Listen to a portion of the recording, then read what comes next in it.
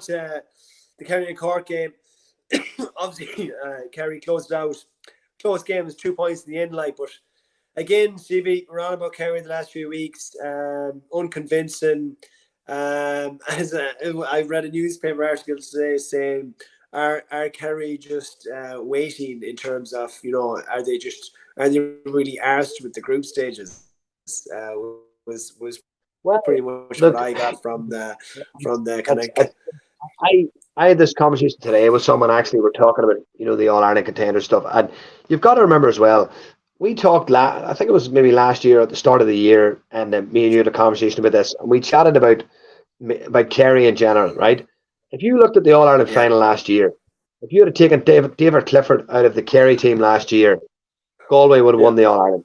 Right now, yeah, you could argue the same view that if you'd taken Shane Walsh out of Galway, then obviously they would have been defunct of a lot of scores. But if you take Clifford out of Kerry, and I think Kerry come back to the pack quite a bit. And yeah, when I say the pack, I'm talking about the top half of the pack, not talking about the pack as in the bottom 16 teams. I'm talking about the yeah, pack, those that I would call contenders, your top 5 or 6, right? yeah, Kerry out of the pack. I don't think there's an awful lot separating the teams this year, but the Cliffords have played an enormous amount of football over the last 12 months, an enormous amount of football, and even though they were playing for Fossa at junior club level, they were still playing in big games. They were still having to make the journeys in the buses. They were still having to do the warm-ups, go through the games, take the hits, take the knocks, regardless of how good they were or how, yeah, different level of footballer they were. They were still having to go through this. And I just feel there could be a little fatigue, a little bit of mental, physical fatigue with Kerry this year, from that point of view, that it's been a long season for those two in particular.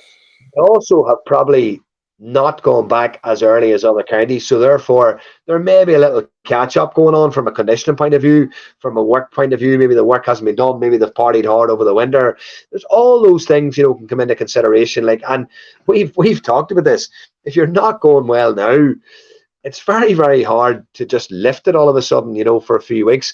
So, in 6 weeks' time, the All Ireland final is going to be, obviously we're going to know who's in the All Ireland final in 6 weeks' time. 6 weeks is not a long period of time, and there's 3 or 4 games to be played in that 6 weeks. So there's not a lot of time for counties to do a lot of work either in between games, physically and that. So I just feel that Kerry at the present moment in time, are just not motoring as well as I think they would like to be motoring, and I think that the sort of the defunct Munster Championship has probably papered over a few cracks. And regardless of what anyone says, at the weekend, Cork really gave Kerry their fill of it, and a large part of that trouble came from long kickouts.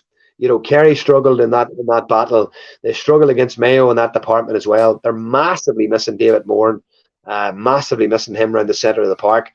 And this is an area of the field where I think they can be caught and exposed when it comes to the big games. Now, saying all that, they still have that talent and that unbelievable sort of instinctive nature to create something out of nothing. Clifford burst off someone's shoulder the other day to take a score, out of nothing late on in the game, in a big clutch moment, and they still have that in their locker. But for me, the warning signs are there, and you called it last week. You felt it would be a very, very tight game, and it was a very tight game, and a large part of that obviously was down to, I feel personally, in that how much Kerry have sort of probably come back rather than how much Cork have progressed. yeah. Look, see, I go one further here. I'll say if Kerry meet any of Dublin, Galway, Mayo, Derry, or Tyrone in a quarter final, they will be gone. Yeah. They won't. They're ready to be beaten here. Kerry will not win the Ireland this year. I'm putting my head on the block here. I don't. Seldom you see a team going through the league campaign they've had, and literally the beating the Mayo have given them, and just getting over the line against Cork, who are division. Are they 2 or 3? 2, 3. Yeah. Or Cork? What are they? 2 or Two. 3 again? 2. Two. And and they're not. They're like, it was middle. They finished in the middle of the table here. I just can't see it. Like you're it's funny. Like ironically, we're on about the Cliffords here having their long season. To me, the two boys are actually playing. It's the other boys that are letting them down in terms of the other. Like Shawnee Shea was a bit better the last day. He was going through a bad run of form there. Like the other players, you're talking like 5s out of 10, Stevie. And we say compared to last year, they were going 7, 8 out of 10. Do you know what I mean? Like it's just whatever it is, as you said, was it the long, as in getting back later? It just doesn't seem second year syndrome here. I cannot see it. I would be amazed if they went on to win the All Ireland here with the history that tells me going down through the years where you see a team. You saw last year Kerry going through the league. They're absolutely flying it. Did they have a defeat all year? They didn't have a defeat all year going through the league. Like they're an absolute. This is polar opposites here. It's a bit like Donegal in 2012 and 2013. Like in 2013, Donegal. Measly defensively as well. You know, they weren't conceding. Yeah. Yeah, Tyg Morley, another man that's gone off the boil in terms of his form. Like the question marks, as you said there, with their midfield. Jack Barry and Jim O'Connor haven't kicked on. Jim O'Connor was he's 23, 24. He hasn't seemed to have kicked on with Dave Moore retiring. Like they needed him to kick on. They don't have the options midfield.